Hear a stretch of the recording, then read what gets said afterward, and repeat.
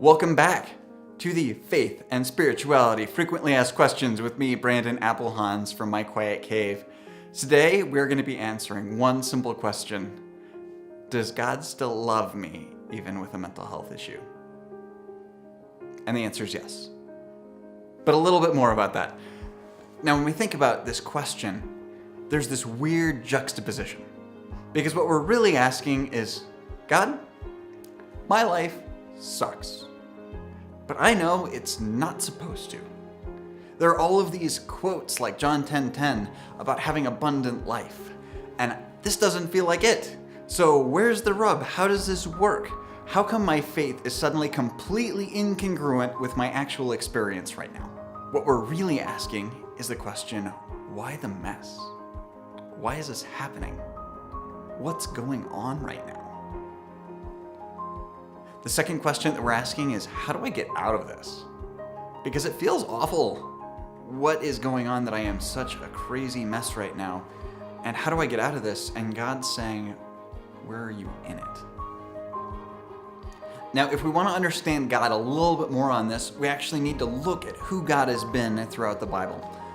And the easiest way to do that is starting with the story of Israel, with the central story, the story of the Exodus, when the people of Israel are taken out of Egypt by God, and Moses leading the way. They go out of Egypt, they're going towards Israel, and then they spend 40 years in the wilderness. And I can't imagine what 40 years in the wilderness, like an actual wilderness, feels like. Emotionally, I know what wilderness feels like.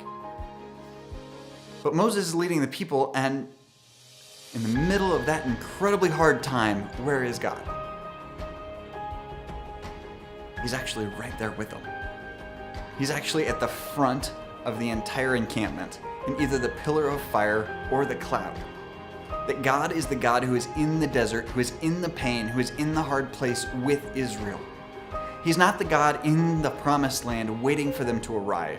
He's not the God waiting with all the ripe fruits and vegetables, looking at it like, hey, you guys want some milk and honey? It's awesome when you guys get here.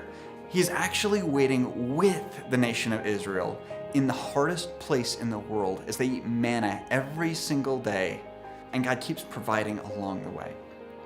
So when we ask this question, God, why do you still, how can you still love me? Is this even good? What we're really asking is, where's my conception of where God is in this?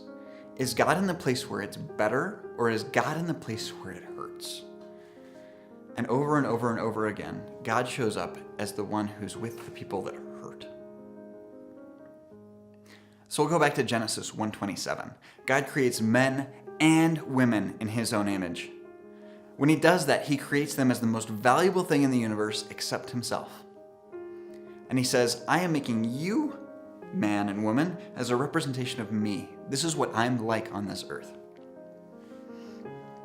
Now, God adores humanity from that point. The Hebrew is really clear, this is so much worth and so much value, and God is so proud and so loves these people and everything that's going to come after them.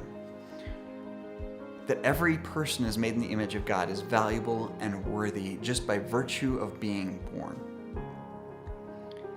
And on top of that, God loves them dearly like his own kids.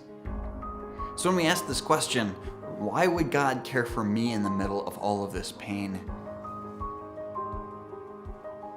He wouldn't have it any other way but to love you in the middle of the pain.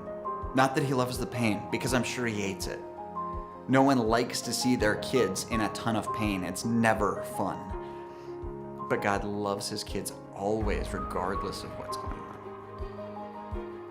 So the short answer to the big question, does God love me? Yes. And the messy answer that's completely true is it feels awful and it's true simultaneously.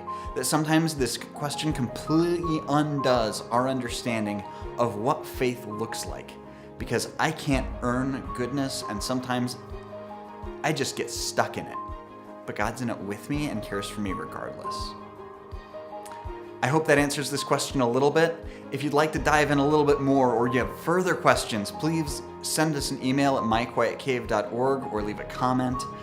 Let us know if you have any other questions, because we'll answer your questions every single week here on the Faith and Mental Health Frequently Asked Questions with Brandon Applehans.